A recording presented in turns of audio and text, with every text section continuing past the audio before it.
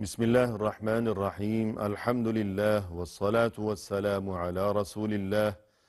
وعلى آله وأصحابه أجمعين أما بعد ناظرین کرام السلام علیکم ورحمۃ اللہ وبرکاتہ۔ شرح الادب المفرد کے عنوان سے اس پروگرام کے ہمراہ ہم آپ کی خدمت میں حاضر ہیں، اور اس سے قبل گزشتہ نشست کے موقع پر ہم پڑھ رہے تھے امام بخاری رحمہ اللہ کی یہ کتاب الادب المفرد۔ اس کتاب میں یہ باب کے جس کا نمبر ہے 138 اور جس کا عنوان قائم فرمایا ہے امام بخاری رحمہ اللہ نے، فرمایا کہ باب حسن الخلق اذا فقوہ، یعنی دینی تعلیمات کی روح سے انسان کے لیے حسن اخلاق کی بہت بڑی اہمیت ہے،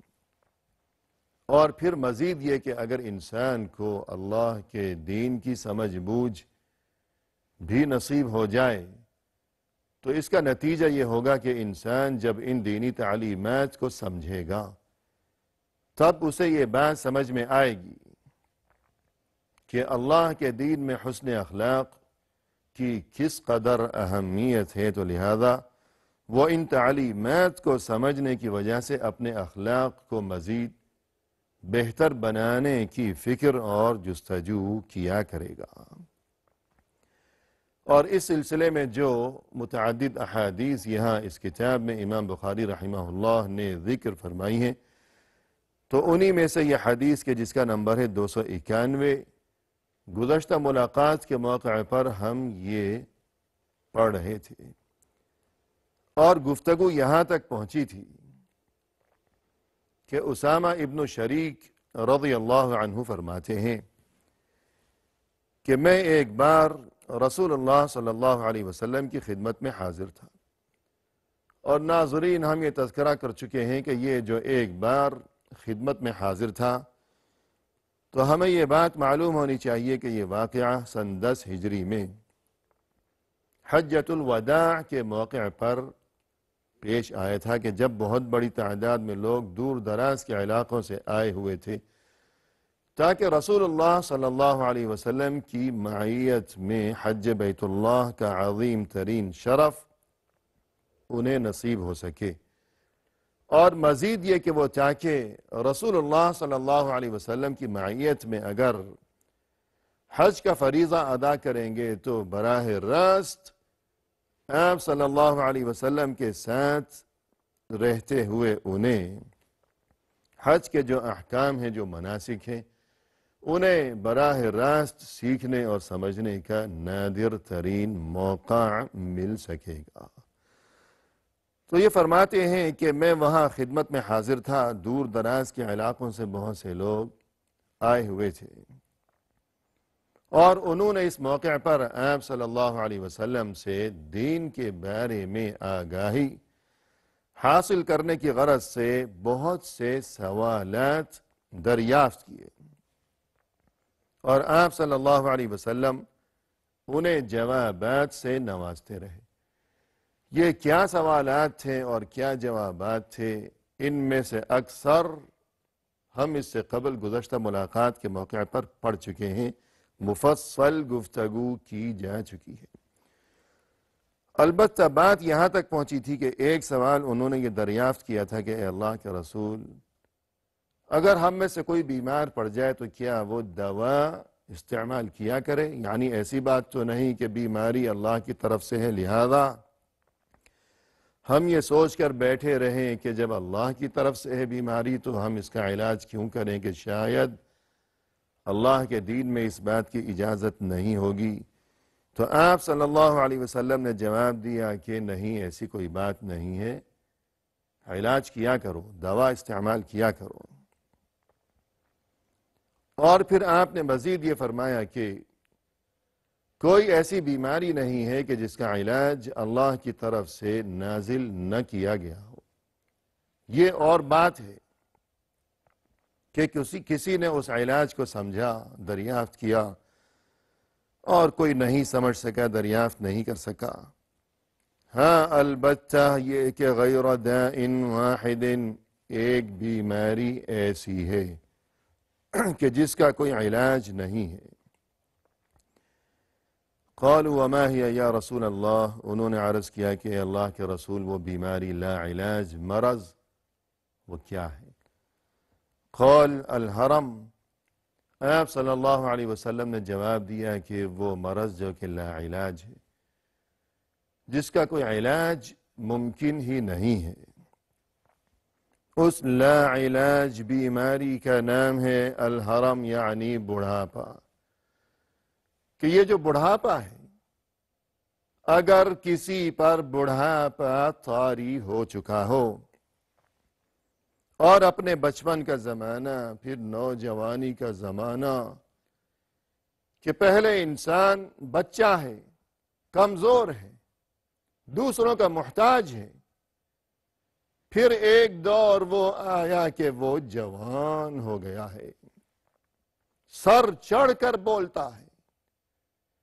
کہ جس طرح یہ سورج ہے کہ ابتدا میں صبح کے وقت جب یہ طلوع ہوا تو یہ کمزور ہے سورج، ہر کوئی اسے دیکھ سکتا ہے، اس سے آنکھیں ملا سکتا ہے، لیکن پھر یہی سورج دیکھتے ہی دیکھتے دوپہر کے وقت یہ شباب کی کیفیت میں آ گیا، اس پر جوش کی کیفیت طاری ہو گئی، اب اس میں جلال ہے، اس میں رعب ہے، یہ آگ برساتا ہے اور سر چڑھ کر آگ برساتا ہے، کوئی اسے روک نہیں سکتا، کوئی اس سے اپنی نگاہیں نہیں ملا سکتا، کہ اتنا جلال ہے اس میں، اتنی تپش ہے اس میں،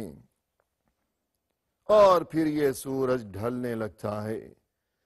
اور پھر کمزور پڑ جاتا ہے دوبارہ، اور اس کے بعد دیکھتے ہی دیکھتے تمام دنیا اپنی آنکھوں سے یہ منظر دیکھا کرتی ہے ہر روز، کہ وہی سورج جو کچھ دیر قبل تک ہمارے سروں پر آگ برسا رہا تھا، اب یہ بیچارہ کس طرح ڈوب رہا ہے، غروب ہو رہا ہے۔ تو یہ انسان پہلے بچپن کا زمانہ کہ کمزوری ہے، بے بسی ہے، محتاجی ہے، اس کے بعد جوانی کا زمانہ کہ سر چڑھ کر بولتا ہے، لوگ ڈرتے ہیں اس سے کہ مارے گا، اگر کوئی ہم نے ایسی بات کہ حدیث کے سامنے کوئی ایسی ویسی بات تو یہ مارے گا، پھر اس کے بعد بڑھاپا ہے، پھر کمزوری ہے اور بے بسی ہے۔ ایک بے بسی بچپن میں بھی تھی کہ وہ بے بسی اور وہ کمزوری کے جس کے بعد ہر گزرتے ہوئے لمحے کے ساتھ یہ کمزوری طاقت میں تبدیل ہو رہی تھی، کہ یہ کمزوری بہتری میں تبدیل ہو رہی تھی، کہ ہر دن بہتری کی طرف وہ گامزن ہے، لیکن یہ بڑھاپے میں جو بے بسی ہے، ہر دن ہر گزرتے ہوئے لمحے کے ساتھ اس بے بسی میں اضافہ ہی ہوتا چلا جائے گا۔ جیسے کسی نے کہا کہ جو جا کے نہ آئے وہ جوانی دیکھی، اور جو آ کے نہ جائے وہ بڑھاپا دیکھا، کہ ایک بار جب بڑھاپا طاری ہو گیا تو پھر یہ بیماریاں، یہ کمزوریاں، یہ اعراض، یہ امراض اور یہ بے بسی کے سلسلے کے کبھی ایک بیماری ہے، کل دوسری بیماری نے آ گھیرا ہے، اور یوں انسان کے قانون قدرت یہی ہے کہ انسان کا وہ آخری انجام اور وہ آخری منزل اور وہ انسان کی موت اور وہ انسان کی قبر، تو اس آخری منزل کی طرف بڑھنے سے کچھ قبل اللہ کی طرف سے اسے یہ اشارہ دیا جاتا ہے اور اسے تنبیہ کی جاتی ہے کہ وہ اس نازک ترین درس کو، اس حقیقت کو سمجھ لے کہ اب میرا انجام قریب ہے، اور اپنی اصلاح کر لے، اور یہ کہ اپنے عمل اور اخلاق و کردار کو درست کر لے کہ آخری وقت اب قریب آ چکا ہے۔ تو یوں انجام سے پہلے انسانی جسم میں یہ کمزوریاں اور یہ بڑھاپا اور یہ ٹوٹ پھوٹ اور یہ شکست و ریخت کے یہ جو سلسلے ہیں، یہ گویا قانون قدرت کے مطابق ہے، یہ اللہ کی طرف سے ہے کہ مکمل خاتمے سے قبل رفتہ رفتہ ٹوٹ پھوٹ کا سلسلہ چلے گا۔ اور ناظرین کرام، جہاں یہ پریشانی کی بات ہے، وہاں اس حقیقت کو بھی ہمیں سمجھنا چاہیے کہ اس میں ایک خوشی کی بات بھی ہے، اور وہ یہ کہ اللہ کی طرف سے یہ کس قدر احسان عظیم ہے کہ جب بڑھاپا طاری ہو چکا تو انسان اس سے قبل جب وہ صحت مند تھا، تندرست تھا، جوان تھا، تو اللہ کی عبادت کے سلسلے میں وہ جتنے کار خیر انجام دیا کرتا تھا کہ نماز با جماعت کا اہتمام ہے، حج کے لیے روانگی ہے، اور بہت سے اچھے کام کیا کرتا تھا کہ جن کا تعلق جسمانی صحت سے تھا، لیکن بڑھاپا طاری ہونے کے بعد اب وہ اس قابل نہیں رہا کہ اب صحت اجازت نہیں دیتی کہ مسجد آمد و رفت ہو، یا دیگر جو بھی عبادت کے سلسلے تھے اب وہ ختم ہو گئے، موقوف ہو چکے ہیں۔ لیکن بہت بڑی خوشخبری یہ ہے کہ ہر وہ کار خیر، ہر وہ عبادت جو کہ انسان اس سے قبل تندرستی کے زمانے میں پابندی کے ساتھ انجام دیا کرتا تھا کہ مثلاً با جماعت نماز ہے، مسجد میں حاضر ہوا کرتا تھا، اب بڑھاپے کی وجہ سے وہ اس کے قابل نہیں رہا، لیکن اس کے نام اعمال میں بعینہ اسی طرح مکمل ثواب لکھا جاتا رہے گا کہ نیت موجود ہے، جذبہ موجود ہے، جو رکاوٹ آ گئی ہے وہ رکاوٹ اپنی طرف سے نہیں ہے، ہماری طرف سے نہیں ہے کہ ہم تو مجبور ہیں۔ اگر یہ رکاوٹ نہ آئی ہوتی تو یقیناً یہ سلسلہ آج تک جاری و ساری ہوتا۔ تو یوں ناظرین کرام، وہ افراد جو کہ بڑھاپے کی وجہ سے اس قدر کمزوری میں مبتلا ہو چکے ہوں کہ اب مسجد آنا جانا یا دیگر عبادات کے جو سلسلے جو کہ وہ ہمیشہ انجام دیا کرتے تھے اب وہ سلسلے بند ہو چکے ہیں، اگر تو انہیں یہ حقیقت اور یہ خوشخبری معلوم ہونی چاہیے کہ ثواب بدستور جاری ہے، اگرچہ وہ عمل موقوف ہو چکا مگر اللہ کا فضل و کرم ملاحظہ ہو کہ ثواب بند نہیں ہوا ہے۔ اس کے بعد یہ آخری سوال جو کہ ان افراد نے دریافت کیا تھا، قالوا یا رسول اللہ ما خیر ما اعطی الانسان، کہ اے اللہ کے رسول ارشاد فرمائیے گا کہ وہ کیا بہترین نعمت ہے جو کسی انسان کو اللہ کی طرف سے عطا کی گئی ہے۔ بہترین نعمت کیا ہے؟ کہ نعمتیں تو بہت سی ہیں، لیکن بہترین نعمت کون سی ہے؟ قال خلق حسن، آپ صلی اللہ علیہ وسلم نے جواب میں ارشاد فرمایا کہ خوش اخلاقی، کہ کسی بھی انسان کو اس کے خالق و مالک کی طرف سے اللہ عز و جل کی جانب سے جتنی بھی نعمتیں عطا کی گئی ہیں ان تمام نعمتوں میں سے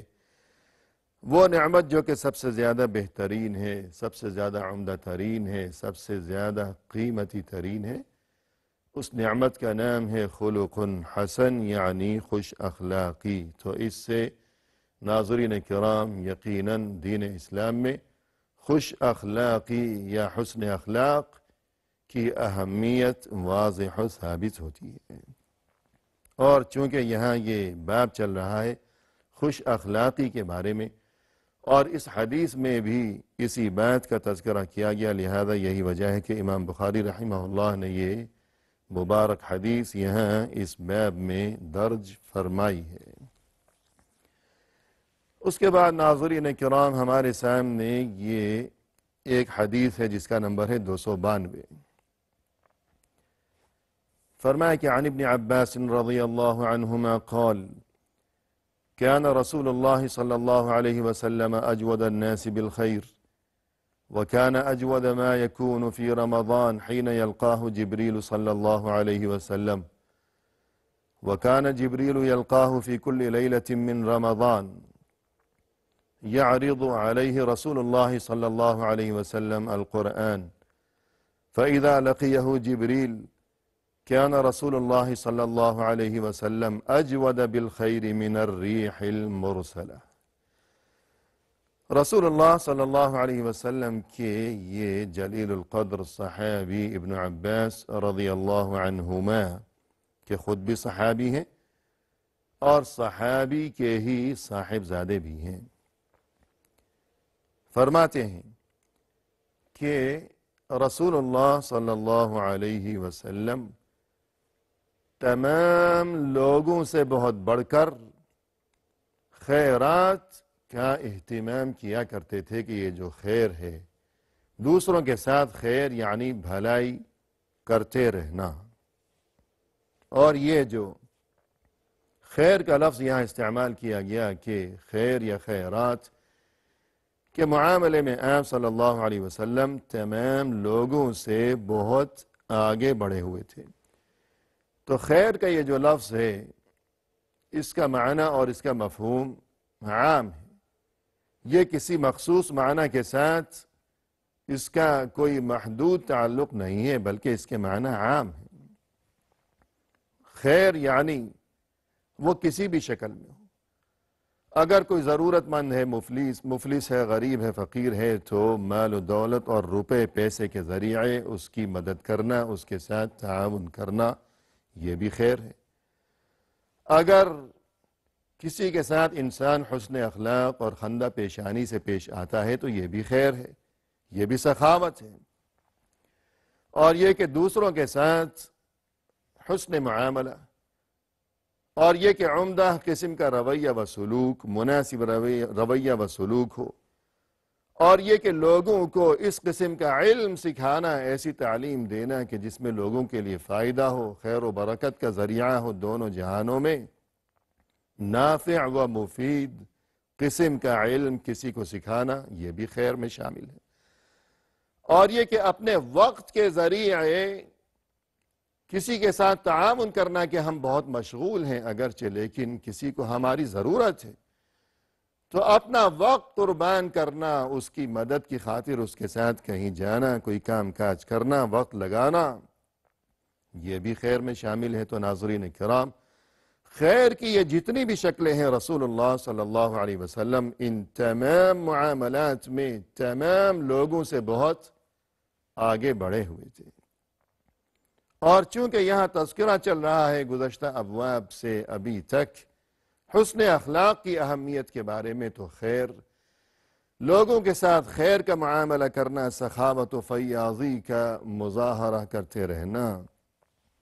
یہ بھی حسن اخلاق ہی کی ایک شکل ہے. تو لہذا چونکہ رسول اللہ صلی اللہ علیہ وسلم تمام انسانوں سے بہت بڑھ کر خوش اخلاق تھے، تو اسی طرح آپ صلی اللہ علیہ وسلم تمام انسانوں سے بڑھ کر خیر کے معاملے میں اور دوسروں کے ساتھ بھلائی کے معاملے میں بھی آپ صلی اللہ علیہ وسلم تمام انسانوں سے بہت آگے تھے. اور پھر یہ جو خیر کا معاملہ ہے، دوسروں کے ساتھ بھلائی کرتے رہنا، رمضان میں بالخصوص